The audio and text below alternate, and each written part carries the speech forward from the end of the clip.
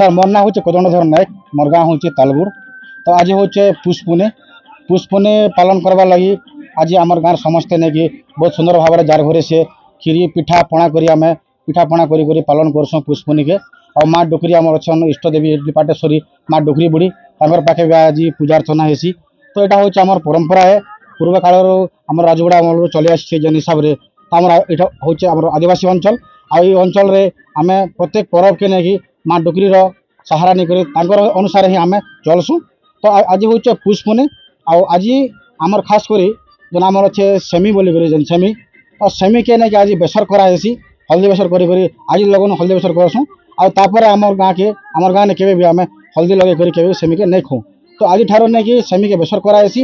আর আমার যেন পরম্পরা আছে, তো আমার ছুয়াମାନେ যেন অছন দেখুছন, ছুয়াମାନେ এমন হচ্ছন সবু ଛେଛରା মাগি বুলুছন। ଆଉ ଛେଛରା মাগবে প্রত্যেক ঘরকে বুলি বুলিকিনা।